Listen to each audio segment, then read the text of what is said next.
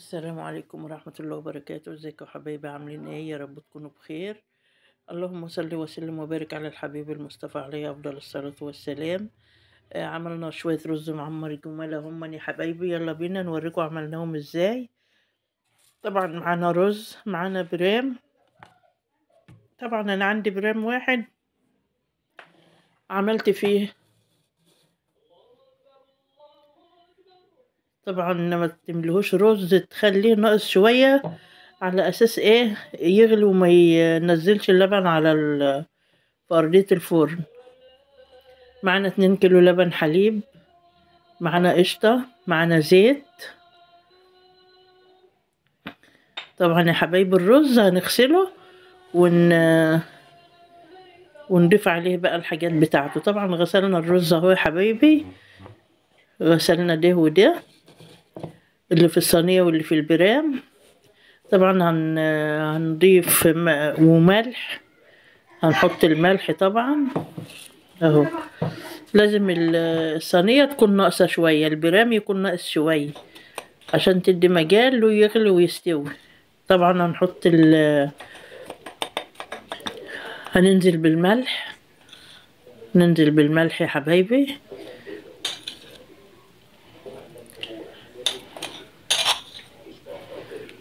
حطينا على الاتنين، هنقلبه بقى كويس قوي.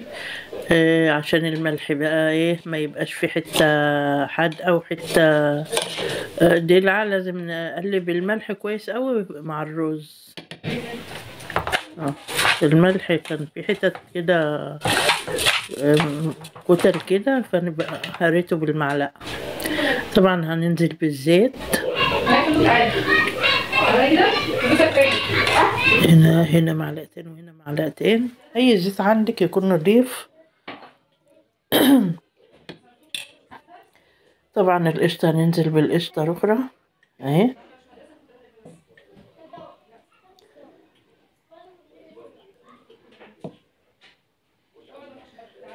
حطينا في البرام شوية، يعني اكتر من الصينية، لان الصينية فيها شوية صغيرين لانها صغيرة، اما البرام ففيه رز كتير يعني.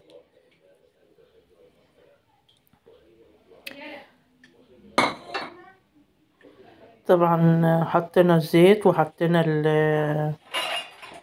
القشطة والملح. هنحط بقى السمنة، نحط معلقة سمنة هنا ومعلقة سمنة هنا برضو، ونخلطهم بقى ببعض كده، بنقلبهم في الرز. ننزل نخلط الرز كله، يبقى ايه كله اتخلط مع بعضه.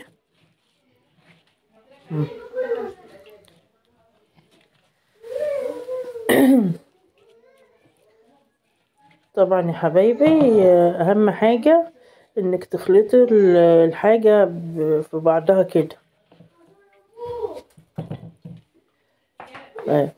نخلط الصينية الاخرى.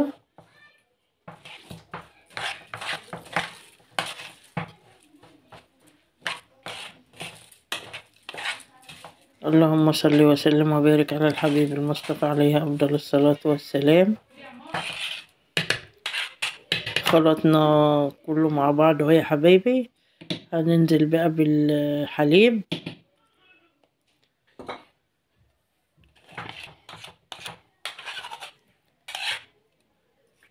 طبعا انا معايا 2 كيلو حليب.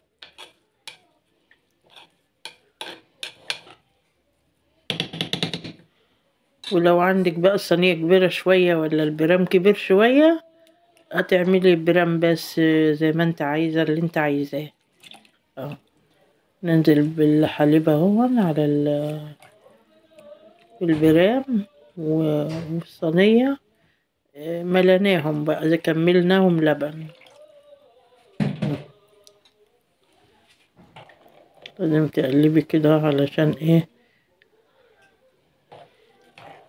لازم تقلبي كده في بعضه علشان ايه اللبن يوصل لتحت. طبعا هناخده بقى ندخله الفرن. وطبعا ما تخليش النار شديدة قوي، النار لازم تبقى متوسطة اهو. وطبعا هنوريهولكوا بقى في الفرن بعد ما غلي اهو، غلي وبدأ ينشف اهو. الصينية نشفت قبل البرام لأن البرام تخين تخين عن الصينية، فأنا ركنت الصينية على جنب في الفرن برضو ما خرجتهاش، وسبت البرام لما خلص ومهدية له النار اهو. استنى معلية ده عشان ايه تشوفوا، ينور لكم الفرن يعني عشان تشوفوه شوية، تشوفوه كويس اهو يا حبايبي. وعلى طول بنشربه ما الحليب بينشف من على الرز، بنهدي عليه خالص بقى ونقفل الفرن ونسيبه يشرب. ما شاء الله شوفوا جميل ازاي وشكله تحفة، جميل جدا اهو. وبكده يا حبايبي خلصنا الفيديو، والسلام عليكم ورحمة الله وبركاته. متنسونوش يا حبايبي في اللايك والاشتراك، وتعملوا لي